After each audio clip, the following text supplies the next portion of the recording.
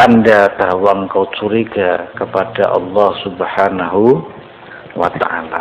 Jadi nek kita banyak njaluk karo Allah dhewe curiga, kaya-kaya Allah ki tidak memberi nek ora dimintai. Padahal Allah sudah memberi sebelum engkau tahu caranya meminta, sebelum engkau tahu caranya engkau mengucapkan ya Allah berilah aku. Bahkan sebelum dirimu menjadi apa-apa Allah sudah memberi.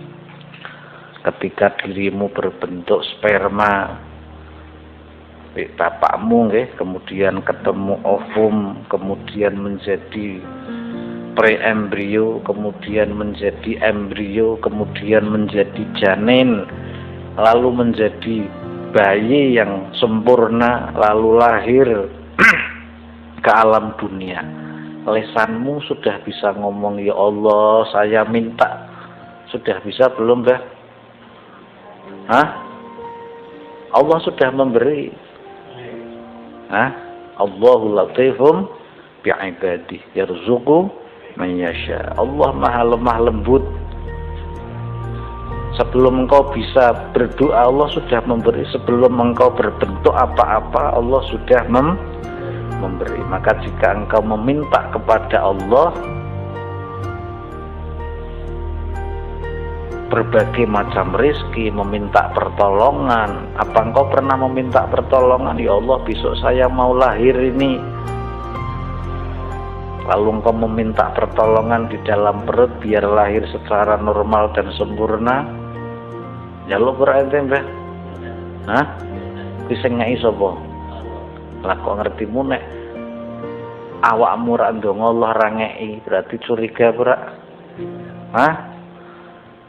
Paham nggih? Engkau meminta kepada Allah berarti engkau curiga kepada Allah. Jangan salah paham nggih. Nanti wa talabuka lahu ghaibatun minka. Kemudian engkau meminta kepada Allah agar dekat kepadamu berarti tanda engkau jauh dari Allah. Jadi ada orang yang minta kepada Allah, minta rizki, minta pertolongan, minta bisa ngelunasi hutang, minta keramat, minta mulia, minta jadi pejabat. Itu tanda dia nggak paham dengan Allah. Ngertinya Allah memberi dengan permintaanmu. Padahal permintaanmu hanya 1% dari 99 pemberian Allah Subhanahu wa ta'ala. Coba tulis permintaanmu 100 saja, nera sampean wis pusing. Saya kasih kertas, tulis 100 permintaanmu, wis pusing berapa? Hah? Boten? Hah? Nomor 1 pengin mati husnul khotimah misal, nomor 2 sampai nomor 100. Keder pura kadang. Hah?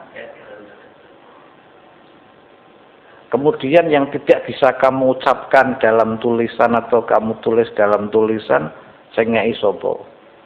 Hah? Pernahkah engkau meminta matahari terbit tiap pagi agar tidak terlambat? Lalu matahari terbenam setiap maghrib agar tidak terlambat? Cok njaluk berak? Diwehi berak? Padahal karena timbul tenggelamnya matahari kuwi menjadi anugerah, menjadi cerita bagi manusia nggih. Allah selalu memberi tanpa kita minta. Kemudian engkau meminta dekat kepada Allah. Jadi orang meminta itu nomor 1 biasanya meminta tolong, meminta rizki, meminta kaya, meminta keramat, meminta pinter dan lain sebagainya. Umumnya wong, umumnya menungso. Yang kedua, kebanyakan orang ini meminta dekat dengan Allah Subhanahu wa ta'ala. Itu tanda bahwa dia samar dari dirimu. Samar itu ghaib, ora hadir nggih. Padahal nabi-nabi itu kalau berdoa dengan mukhatab yang hadir, bukan mukhatab ghaib. Misal la ilaha illa anta subhanaka inni kuntu minadz zalimin. Ini contoh Nabiullah Yunus bertasbih nggih. Ketika dia merasa gagal membimbing umatnya, beliau kemudian karena ada satu tragedi di kapal, kelebihan muatan, lalu dikocok, beliau yang mendapat nama untuk pengurangan angkutan. Yo kayak kita naik lift, biasanya kan salah satu nggih, misal lift ki kapasitasnya 10 orang, kita masuk lift muni titit mangkat mundur berat. Nah itu harus turun satu. Ternyata nang laut kelebihan muatan. Lalu Nabiullah Yunus dilempar ke laut, dimakan hautin nun atau ikan nun. Di dalamnya apa yang beliau baca?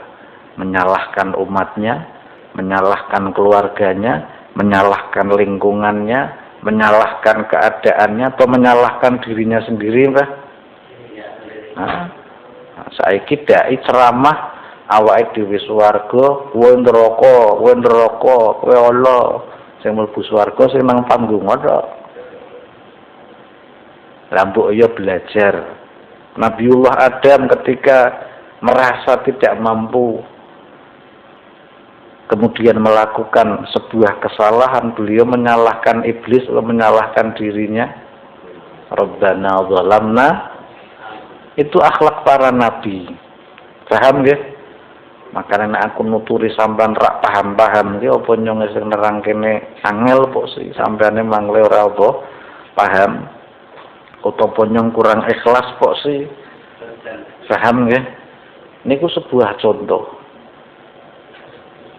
Nabiullah Yunus saya belajar sampean aja nyalahke murid, nyalahke wong liya, tapi la ilaha illa anta. Anta itu mukhatab atau ghaib? Berhadapan atau tidak berhadapan? Ketika sholat at-tahiyatul mubarakatuh sholawatu thayyibatu lillah, itu seolah-olah kita berhadapan dengan Allah. Dan Allah itu idza sa'alaka ibadi, ketika hambaku bertanya tentang aku, jawab inni qarib, saya dekat. Kok engkau meminta dekat kepada Allah, berarti ghaibatum minka, Allah ghaib, lenyap samar dari dirimu, atau makna katanya jauh dari dirimu. Sampan sok pingin parek karo Allah wong pak mendekat Allah kok ring gunung, pak mendekat Allah naik ke puncak menara, pak mendekat Allah munggah ring gunung Semeru umpama. Wong Allah ini dekat denganmu kemana saja engkau pergi, wa huwa ma'akum ainama. Tanpa Allah kita nggak bisa mengedipkan mata. Tanpa pertolongan Allah kita nggak bisa melangkahkan kaki kita. Tanpa pertolongan Allah kita nggak bisa apa. Sampean bisa mrene iki krana dibarengi pitulunge Allah. Kok isik njaluk pedhek karo Gusti Allah. Jantungmu berdenyut, nadimu berdenyut nggih. Jantungmu berdetak, nadimu berdenyut. Sapa kuwi sing membuat berdenyut, Mbah? Maka ingin dekat dengan Allah, cari dalam dirimu sendiri. Bukan mencari ring gunung kawi, ring makom keramat, atau ring Wolowo nggih, tetapi ada dalam dirimu sendiri. Jadi para aulia kadang ziarah wali mlebu guwa niku sebenarnya untuk menyepikan diri agar merasakan kehadiran Allah dari dalam dirinya, bahwa Allah itu dekat. Allah itu tidak jauh. Ya seperti matahari selalu bersinar nggih. Mengapa bumi gelap? Karena buminya yang membelakangi matahari. Andaikan bumi itu terus menghadap matahari, padang terus pura-pura. Saiki bumi mulai membelakangi matahari. Kita merasakan gelap. Tapi di Amerika, Mbah, ya mana nembe isu-isu, Mbah. Nah Amerika ya mana nembe wong pada tapuk kerja, matahari baru bersinar. Matahari itu tidak pernah berhenti bersinar. Sama Allah ini tidak pernah jauh dari diri kita, tapi kitalah yang ghaibatun minallah. Kita yang ghaib atau tidak selalu merasakan Allah hadir di hati kita. Paham nggih? Jadi engkau meminta Allah agar dekat, talabuka lahu ghaibatum minka anhu. Engkau meminta kedekatan dengan Allah, tanda Allah ini samar atau jauh dari dirimu. Paham nggih? Itu orang kadang wis diarani setengah wali. Aku ora pengin donya. Aku wis percaya nek Allah ki Maha memberi. Aku sudah yakin karo rezekiku ditanggung Allah.